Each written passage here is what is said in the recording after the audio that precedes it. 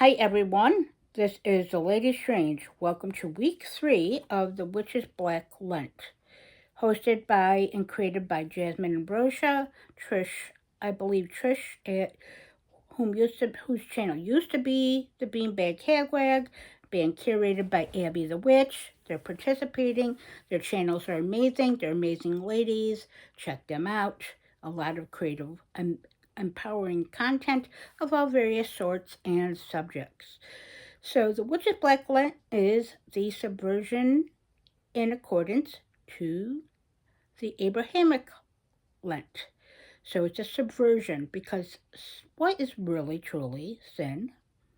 What is truly right or wrong? Everything has two sides to every story, every experience, every coin, but sin was a concept created to keep everyone in order, to keep them in the sheep mentality, and to be followers and be obedient and not question, not rise up, not rebel, and not self empower, to follow blindly along with something that was considered right by a few and not for the most.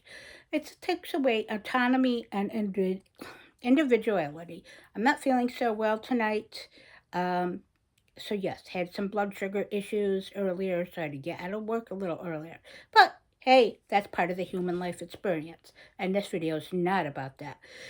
So, week 1, you can check out my playlist. And for my previous 2 years I participated in, this has been such an empowering aspect I look forward to every year in practicing, learning from, experiencing, seeing the experiences and gnosis of others and how they inspire me, how we inspire each other, and maybe this may inspire you to look at things from a different perspective, lens, and break through your fears and limitations.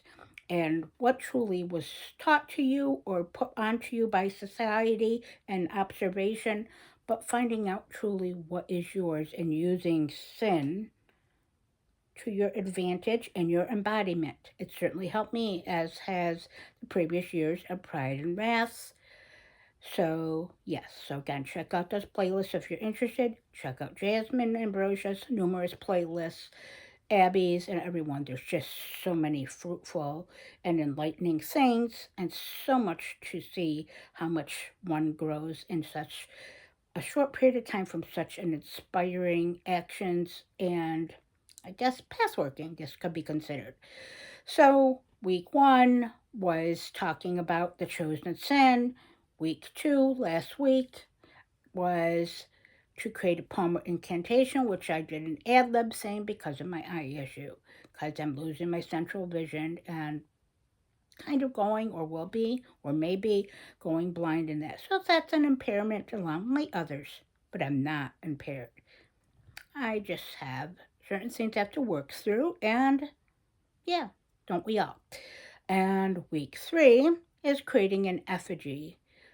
Now, previous years I did create a clay effigy. I am not great with um, drawing, painting, working with my hands type of thing. I have other types of talents and magic. Don't we all? Don't we all have different things that we create and bring into this life? So, with that being said, I did, however, year 1, I believe, created a sigil and I created an effigy out of clay. Hey, it came out good.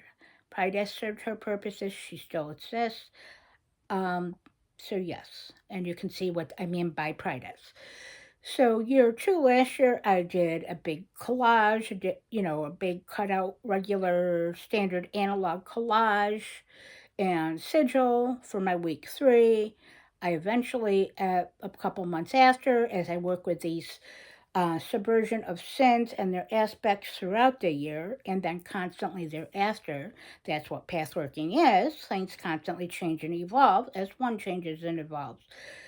And the different aspects constantly come up and are reanalyzed, released, and re experienced and reevaluating. So I did that last year and I burned it because there was a part of the ongoing ritual and it was time. So, yes, but you can see that again under the Wrath playlist. And this brings to this year, envy. So check out this playlist so far. And there is this sigil. I just created a sigil this year, neither the collage or that, but a sigil. And the sigil I will be consecrating on my own for the and be preparing for the ritual. I do keep my sigils. I do reuse them. I do reflect on them. I do incorporate them in various ways. Some people just burn them, release them, or use them one time. Hey, it's whatever really works for you, right? No one can tell one another how to work their path, work their magic, or what they're experiencing. It's all about creating and forging your own way.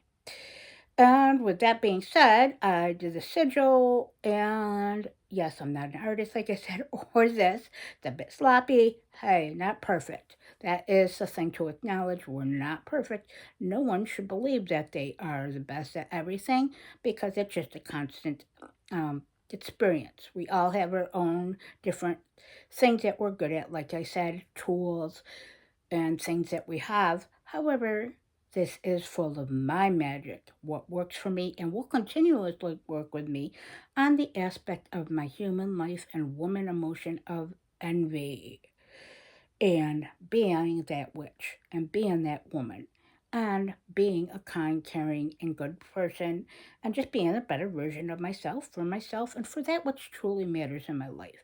And before this gets rather rambly, as my videos do, but they're mine. Um, so yes, so here is the sigil I created. Nothing too elaborate, but truthful, my own mindfulness creation. I translated simple words and phrase into Latin. I find Latin very empowering, very connective. There is always just something about the Latin that seems basically mysterious, hidden, yet full of raw power and full of invocation, evocative, and just of the old, ancient. That which is further connected within our souls, our bones, and of time. Something that is not used or utilized as much as it is or appreciated in the modern world. So I converted this. I just did this. Um, as you can see, there is various Latin words. I cut it out. I put it on this nice cardstock, which again, I will be keeping this and consecrating this, using it in week four's ritual, and of course for the future.